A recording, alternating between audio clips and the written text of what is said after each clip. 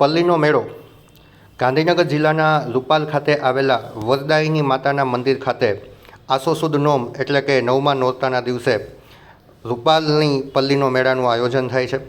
એવું માનવામાં આવે છે કે અહીં વરદાયિની માતાજીની જે પલ્લી કાઢવામાં આવે છે તેના પર શુદ્ધ ઘીનો ચડાવો કરવામાં આવે છે અને આ ચડાવવાના કારણે અહીં ગામની શેરીઓમાં ઘીની નદીઓ વહેતી હોય તે પ્રકારનું દ્રશ્ય તમને જોવા મળે છે। વરદાયિની માતા એ આદ્યશક્તિ માં દુર્ગાના સ્વરૂપ હંસવાહિની સ્વરૂપે અહીં બિરાજમાન છે અને લોકો જે છે ભાવપૂર્વક એમની માનતા રાખે છે અને માનતાના બદલામાં રૂપાલની જ્યારે પલ્લી નીકળે ત્યારે એના પર ઘીનો ચડાવો કરે છે। અલગ અલગ લોકવાયકાઓ મુજબ એવું માનવામાં આવે છે કે શૃંગ ઋષિ જે છે એમના આદેશથી માતાજીએ એક અમોઘ દિવ્ય શસ્ત્ર ભગવાન રામને આપ્યું હતું અને એ જ શસ્ત્રથી ભગવાન રામે રાવણનો વધ કર્યો હતો।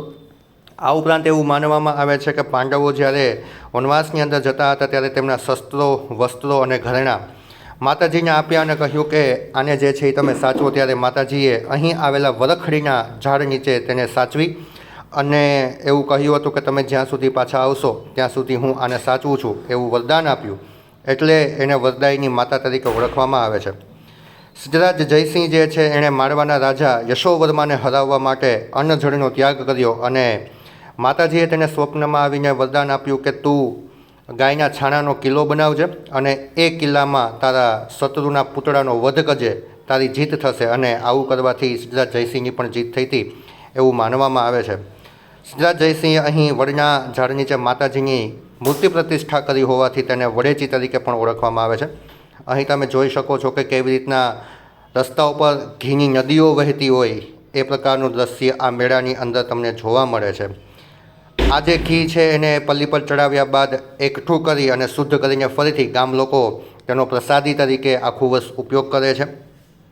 લોકો પોતાના અલગ અલગ પ્રકારની માનતાઓને ઉતારવા માટે અને માનતાઓને માતાજી સુધી પહોંચાડવા માટે આ રીતના પલ્લી ઉપર ઘી ચડાવી અને પોતાની માનતા ઉતારે છે। રૂપાલ ગાંધીનગર જિલ્લાની અંદર આવેલું છે અને ત્યાં આ સરસ મજાનો રૂપાલની પલ્લીનો મેળો આસો સુદ નોમના દિવસે ઉજવવામાં આવે છે। નવરાત્રિના સમય દરમિયાન ઉજવવામાં આવે છે।